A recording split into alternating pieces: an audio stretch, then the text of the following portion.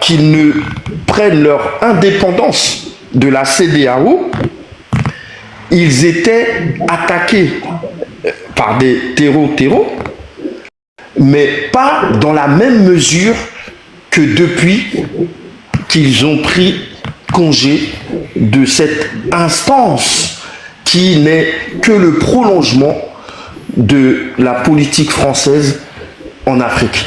La CEDEAO n'est pas là pour défendre les intérêts du peuple africain, mais c'est une organisation, une institution qui est là pour défendre les intérêts de la France. Il faut savoir que à la CEDEAO, il y a beaucoup de Français qui siègent là-bas.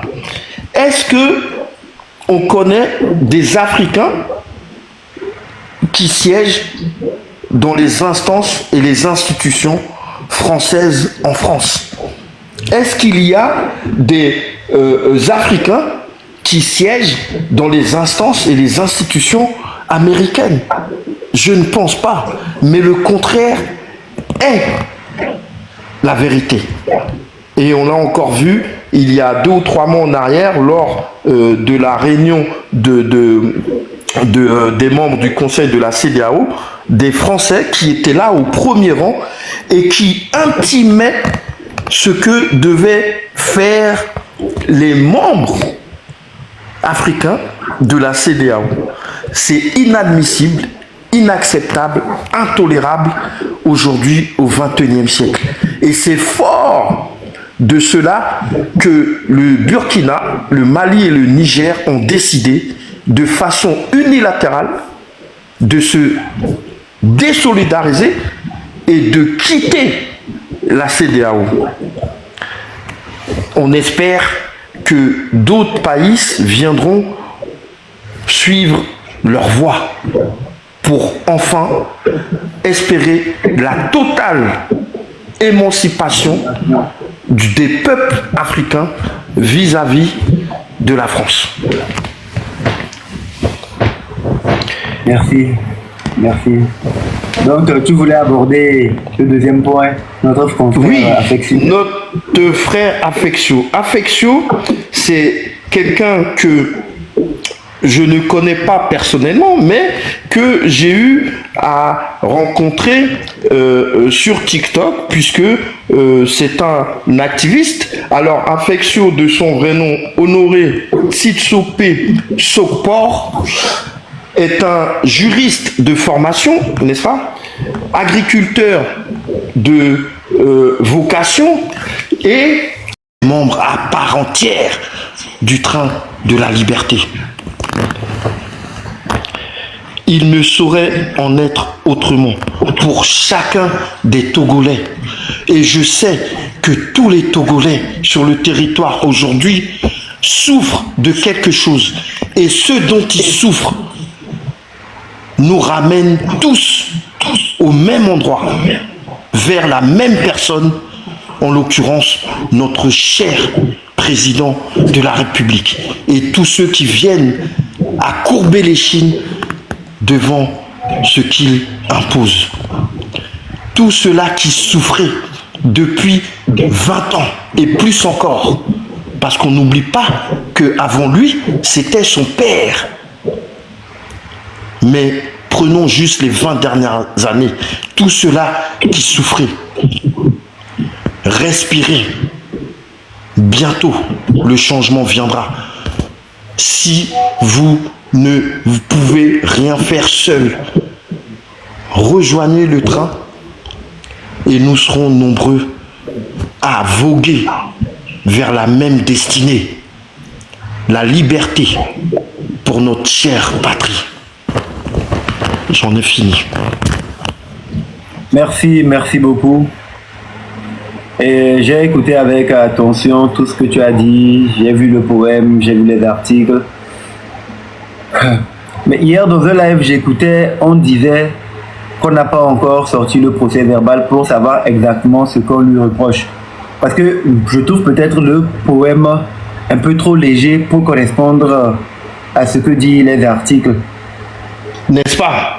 Alors, cher frère Amron, quand ils ont vu qu'effectivement, le poème ne renfermait pas d'idées qui pouvaient corroborer avec l'article 663, ils ont été chercher d'autres arguments puisque sur son compte Facebook, il a publié d'autres textes et parmi ces textes, il y en a un dans lequel il dit il faut s'indigner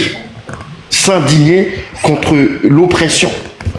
Donc, c'est dans cet extrait d'un autre texte qu'ils reposent maintenant leur inculpation. C'est-à-dire qu'au Togo, quand on vous arrête, vous ne savez pas pourquoi. Et c'est après qu'on vous a arrêté qu'on va chercher la raison pour laquelle on vous a arrêté. Dans tout pays normal où la démocratie fait foi, c'est le contraire, normalement. On enquête d'abord, on vous arrête et on vous inculpe et on vous dit pourquoi. Au Togo, on vous arrête, on va enquêter et on vous dit pourquoi. C'est ce parcours ici qui fait qu'on définit cela comme un État arbitraire. Dis-moi, ces avocats ont eu tous les éléments, ils ont fixé une date pour son procès. C'est quoi la procédure judiciaire en cours actuellement? Alors, actuellement, il a été déféré depuis la semaine dernière, n'est-ce pas, à la prison civile. Il était jusqu'alors à la gendarmerie de Djidjolé. Il a été donc inculpé et déféré à la prison civile. Bien évidemment, il y a des avocats qui s'affairent autour de lui pour sa défense et les choses suivent leur cours. Sauf qu'au Togo, quand on dit les choses suivent leur cours, mon Dieu, on ne sait pas quel est ce cours. Parce que nous devons le rappeler à chaque fois qu'il est nécessaire. Et me semble-t-il, ce soir il est, la prison de Lomé est remplie de gens qui sont là depuis des années et qui n'ont pas encore été jugés. N'est-ce pas? Depuis des années, on dit. Ils n'ont toujours pas été jugés.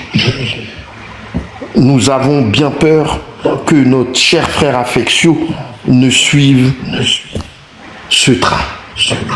Mais nous espérons aussi profondément qu'il est permis que les choses s'inverseront pour lui.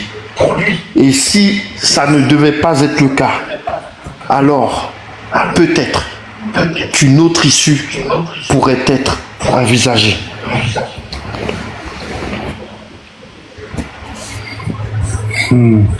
Bon, on va essayer de voir plus en profondeur. Mais je vais essayer de me renseigner encore davantage pour savoir c'est quoi les motifs exacts sur lesquels ils sont basés. Parce que les motifs là, bon, je doute que cela puisse être les seules raisons pour lesquelles on va citer l'article là. Alors, il faut savoir que avant le 12 janvier, on va reculer de un mois en arrière, remonter à courant décembre. Notre cher frère Afexio, activiste de son État, s'était investi d'une mission, c'est-à-dire aller sur différents marchés et converser avec des dames et leur demander quelles étaient leurs conditions de travail, est-ce qu'elles étaient respectées, est-ce qu'elles avaient des revendications, quelles étaient ces mêmes revendications, est-ce que les tickets de place qu'elles payent, à quoi servait cet argent, cet impôt, cette taxe, voilà. Donc ils voulaient savoir un petit peu dans quelles conditions travaillaient toutes ces femmes, donc ils se rendaient dans différents marchés pour interviewer ces femmes. Un travail citoyen comme tout, hein. Il n'y a rien de répréhensible dans ces faits-là, vous conviendrez bien. Et bien évidemment, ça a commencé à faire du bruit au pays. Ah, voilà qu'un homme va questionner les femmes, leur pose des questions qui, de nature, sont banales, mais bien évidemment, ça irrite le pouvoir. Et cette même irritation, ils en ont eu assez. Donc, ils ont dit, il faut l'empêcher de continuer à aller faire entendre les revendications des Togolais. Parce que, cher frère Amron, dans une dictature, rien ne doit venir ébranler la tranquillité du dictateur. Absolument rien. Même venant de pauvres femmes qui travaillent au marché. Donc, il était temps... Nous sommes dans une démocratie. Ah oui, c'est vrai, j'avais oublié, pardonnez-moi. C'est une démocratie féroce. Moi, je suis en train de m'exprimer. Comme je m'exprime, on ne m'a pas encore arrêté. Je considère que je suis en démocratie. On considère que nous sommes en démocratie. Une douce démocratie. Et peut-être demain, ça sera la meilleure des démocraties. On travaille pour. On travaille pour, effectivement, et nous continuerons à travailler pour jusqu'à l'obtention de cette douce démocratie. Il y a bien évidemment beaucoup de choses à dire encore. On pourrait rester là des heures et des jours pour converser sur notre cher pays. La seule chose qu'on doit savoir, c'est qu'effectivement, il y a des faits, des choses qui se passent et qui sont tues parce que les gens ont du mal à faire entendre leur voix. On peut les comprendre, mais nous devons aussi les assurer que la peur ne permet pas de pouvoir avancer. Le courage, lui, en sens, et nous incombe de faire ce qui est nécessaire pour le bien de tous. Nous devons avoir toujours le courage de dire la vérité et pour l'intérêt général, quoi. La liberté d'expression devrait être quelque chose qu'on célèbre ici. Parce que, je le dis souvent, le fait de critiquer ou de dénoncer une anomalie, c'est pour emmener ceux qui nous dirigent. Parce que nul n'a la science infuse. Les critiques permettent aux gens de pouvoir améliorer leur manière de nous gouverner. Donc, quand il y a 1, 2, 3, 4, 5, 10, des centaines de personnes qui trouvent à dire la même chose, que ça ne va pas, ça veut dire qu'il faut être assez humble et ouvert d'esprit pour prendre ces revendications en compte et travailler à ce que les gens puissent trouver satisfaction. Mais si aujourd'hui on doit arrêter des gens pour juste leur idée qu'ils expriment, je me demande dans quel monde vivront-nous nos enfants demain. C'est pour ces mêmes enfants qu'il incombe aux parents que nous sommes de leur préparer un monde meilleur, un avenir meilleur que nous n'avons pas pu avoir, mais que nous devons faire le nécessaire pour que eux puissent en jouir. Le meilleur guerrier est celui qui sait compter sur lui-même et se lève pour atteindre son objectif. Ni rien, ni personne viendra faire ce qu'il incombe au peuple togolais de faire. C'est pas en se taisant, c'est pas en ayant peur que les choses changeront. Mais c'est prenons son courage à deux mains et en disant dans un temps premier la vérité. Toute vérité est bonne à dire, même au Togo. Ouais, ça pour ça je suis d'accord à 100%.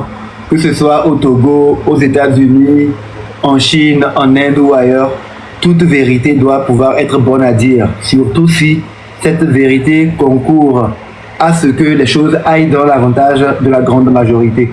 Toute vérité devrait être bonne à dire, sans peur, sans crainte. C'est très important. Au même titre que toute bonne chose est bonne à dire. Parce que ce qui est bon pour l'un l'est forcément pour l'autre dans un pays. On ne parle pas de vie privée, on parle d'un pays. Quand je t'écoute, frère Harmon, comment est-ce que les idées que tu propages peuvent être néfastes pour d'autres Togolais. Mais c'est pas possible, voyons.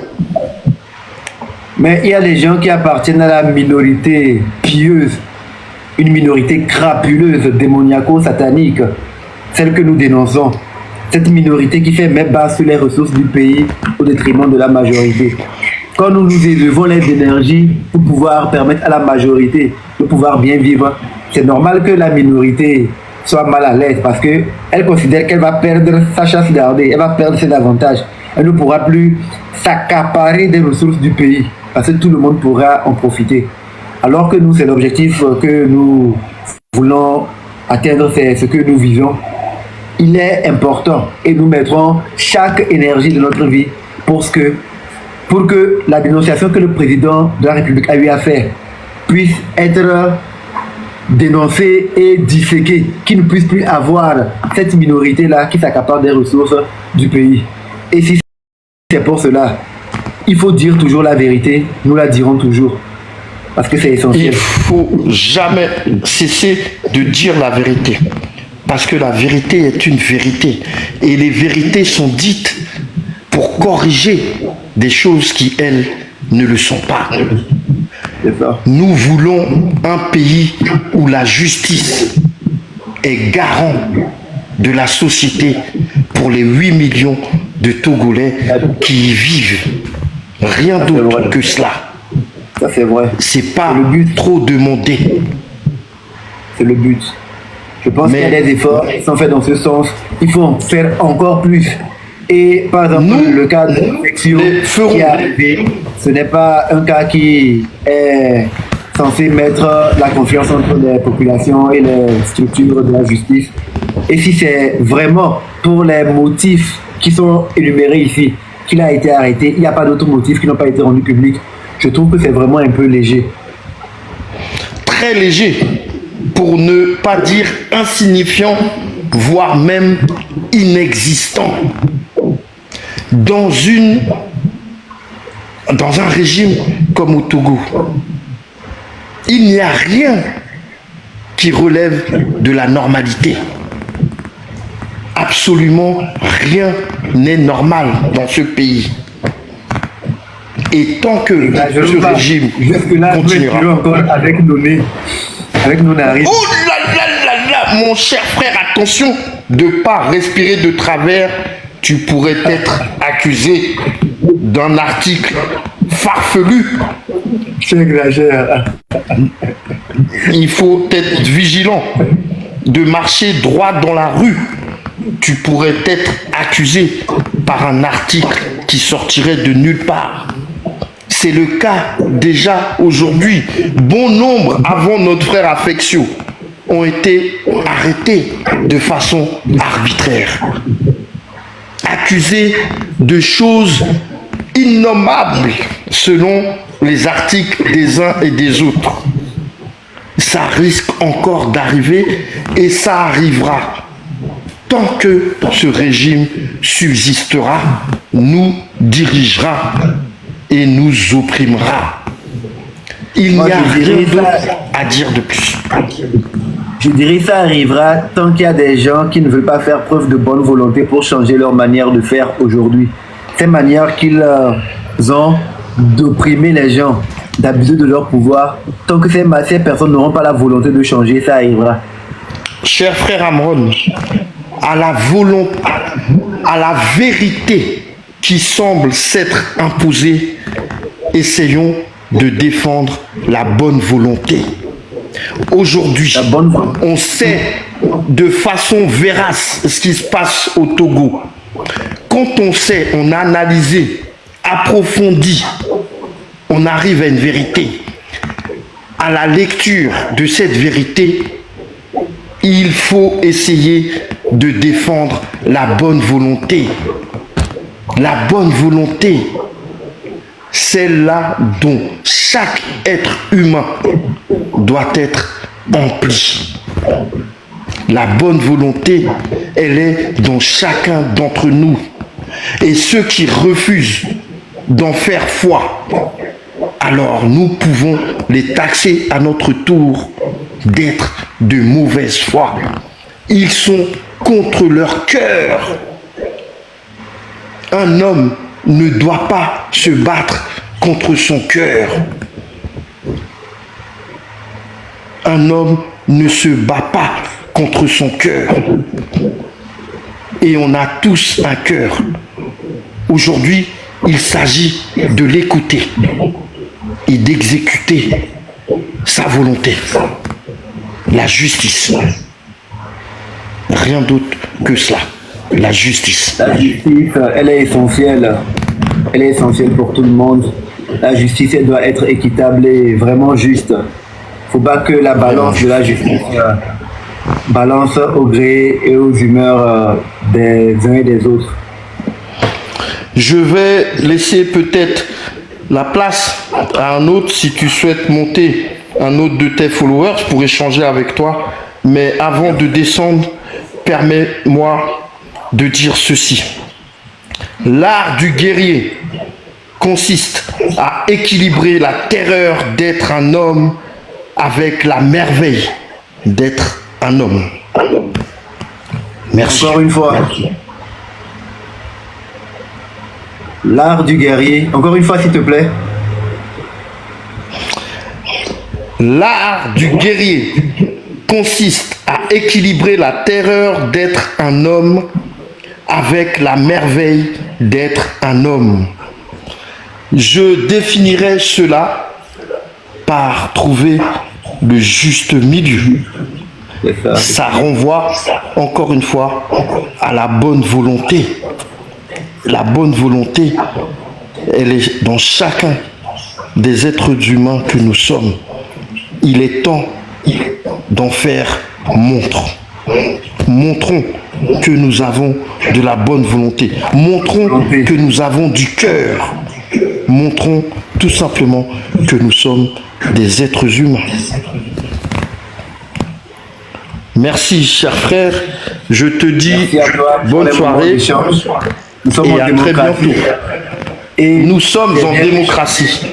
Ça nous permet de grandir et chacun tire l'essentiel de ce qu'il faut pour pouvoir s'améliorer et savoir comment se comporter. Tu as employé un terme que j'aime bien. Ça fait longtemps que je ne l'ai pas employé. Tu as parlé de quintessence. Ouais.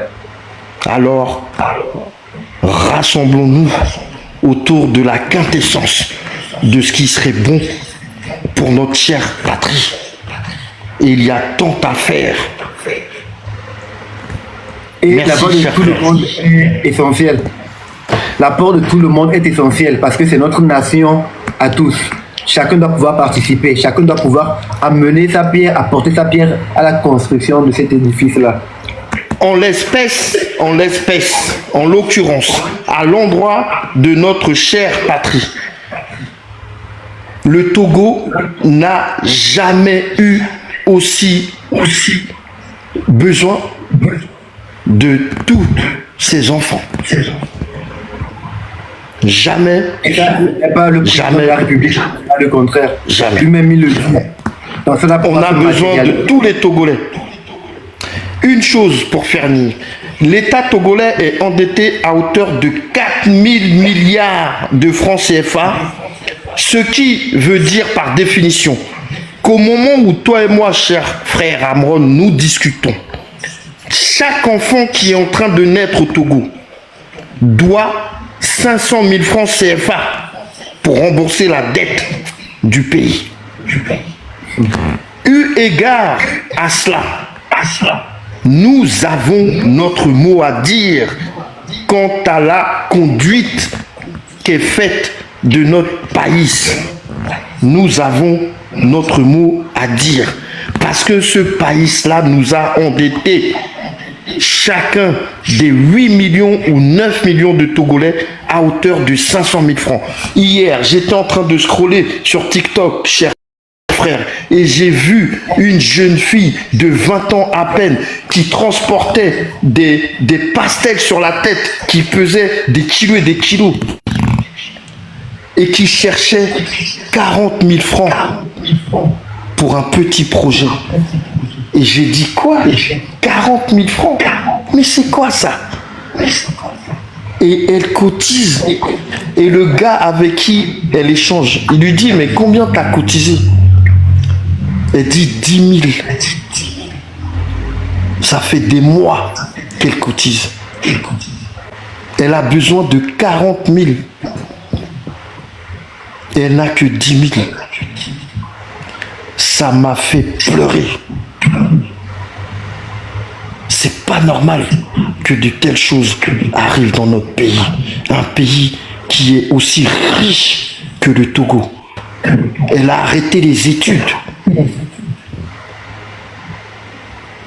pour vendre des pastels, marcher des kilomètres pour trouver 40 000 francs pour lancer un petit projet. Et quel est ce projet? C'est pas pour devenir la femme la plus riche du Togo. Pour être couturière. Est-ce Et puis elle, tu à vois, cela que nos elle veut enfants garder doivent sa rêver? dignité. Elle veut garder Oui. sa dignité. Il y a mis à vendre des pastèques. Il y en a qui sont obligés de se prostituer. Prostituée, oui mon frère, il y en a plein. Il y en a qui J'ai sont encore vu des vidéos où un jeune de 22 ans dit, ah oh, Dieu, je sais que j'ai une copine, j'ai pas d'argent, mais je sais aussi qu'elle a un autre petit copain. Mais comme je n'ai pas d'argent, je ne peux rien dire. Il y a beaucoup de jeunes filles qui se prostituent. Et ce qui est terrible et affligeant, frère Armand, c'est que aujourd'hui, dans bien des cas, les parents les poussent à cela. Oui, C'est une source de revenus.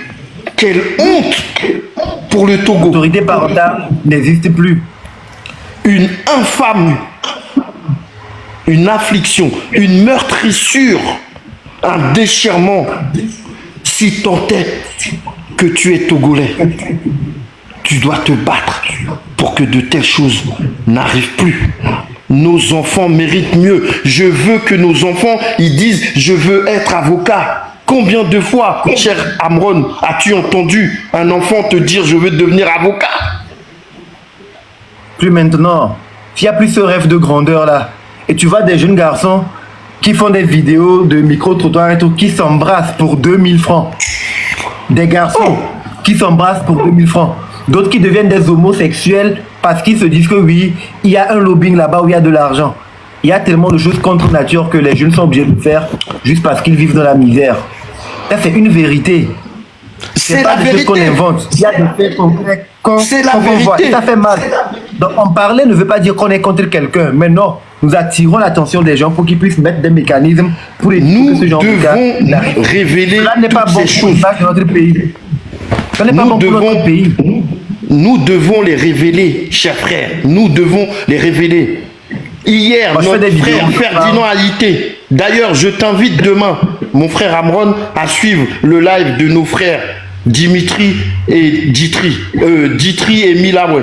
Demain, entre 9h et 10h. Milaway. Milawwe. Tu les trouveras sur la toile. Rejoins et écoute.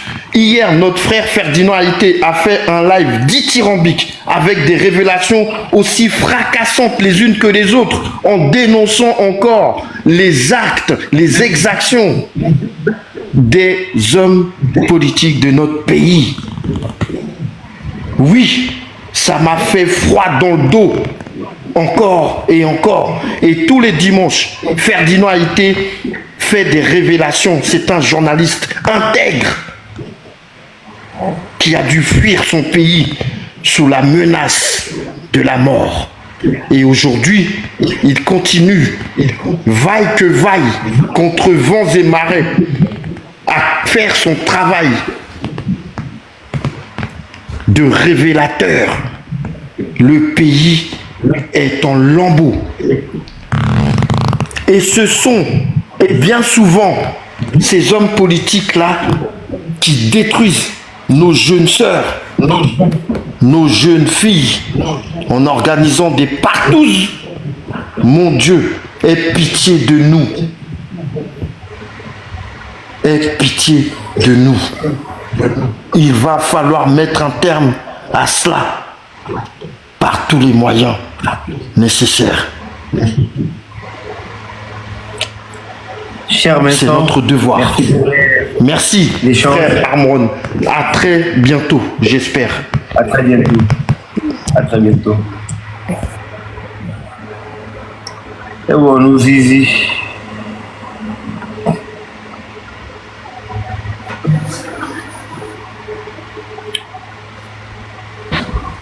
Bonsoir Toutouet. Bonsoir Toutouet.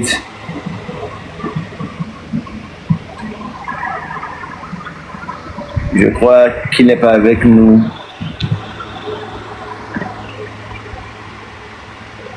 Igwe, je ne vois pas ta demande. Faut la réenvoyer. Ouais. Bonsoir, monsieur. Mon frère Ron, bonjour, bonsoir. Bonsoir.